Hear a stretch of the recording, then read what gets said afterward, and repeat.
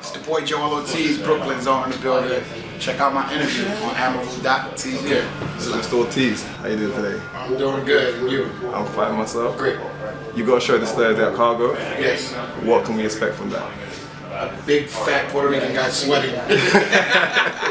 Nah, I'm just joking, man. I'm a performer. I love performing, so I'm excited to be out here in London in front of the crowd and out here in the UK and just tearing it up. So I was joking before, but yeah, I'm gonna be sweating. I'm gonna be giving it up. I'm gonna be up there energetic, having fun, and proud participating. Just a party, man. It's a party.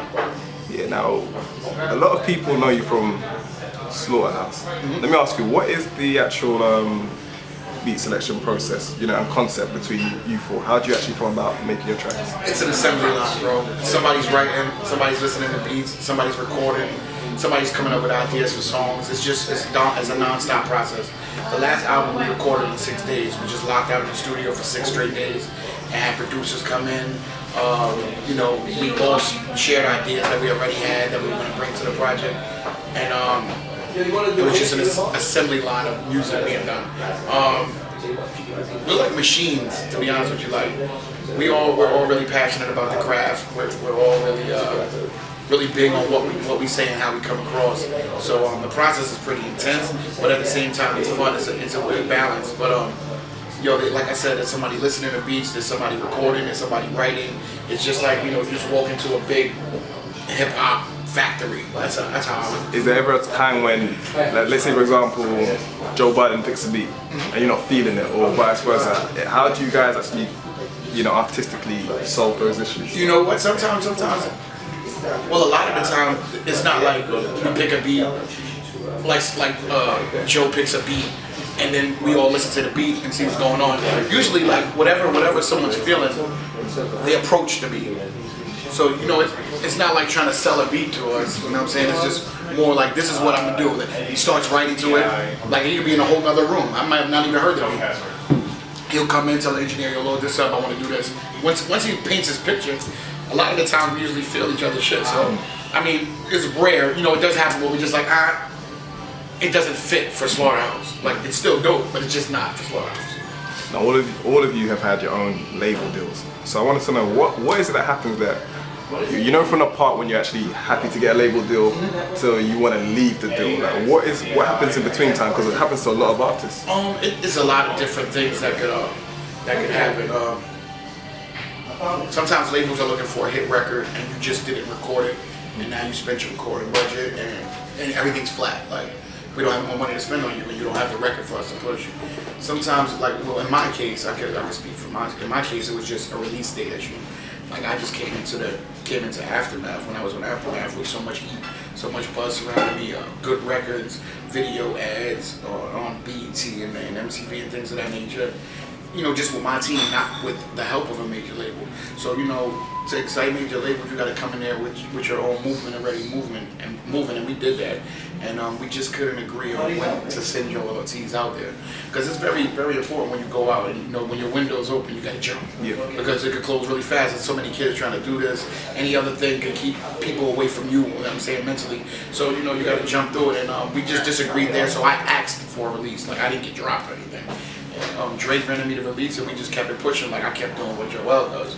And I mean, it must be meant for me to, be over there, because I'm back over there with Slaughterhouse, like back to Interscope and all that. So how far does talent actually take people in hip hop? Because everyone sees you as a talented lyricist.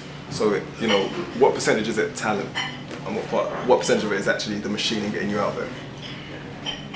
Talent only becomes vital when everyone's paying attention.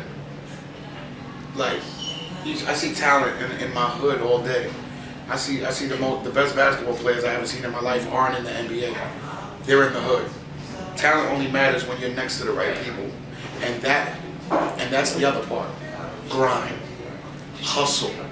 Like the most talented people aren't necessarily the dudes in the game that are in the front. That's no shots at anybody, but they work their ass off. Everybody that's where they're at, believe me, it was no luck. Nobody was sitting on the couch and got a phone call like, "Hey, you want to be a star?" It's all grind. It's all grinding. Now when you grind and you get into these situations and in front of these people with these opportunities, then talent takes you somewhere else. So talent becomes vital later. You understand? It's grind and hustle first. Most rappers in New York to try and go over the wall. Has there ever been a point for you where you actually thought, you know, I'm packing it in, this rap, it's not working for me? You come to that point 130,000 times in hip hop. Like that point doesn't go away. There's always ups and downs. There's always gonna be downs. It's like the treadmill. Like you could run the treadmill for years, but there's still that time when you get on, you're like, I'm tired, and it's that voice, and you gotta be like, no, I got 10 more minutes. And moving forward with Slaughterhouse, do you see Slaughterhouse as a platform for each of you to still pursue your own solo ambitions? I believe it is a great platform for us being solo artists first and foremost. But the only way it can be that great of a platform is if we approach it without thinking about our solo career.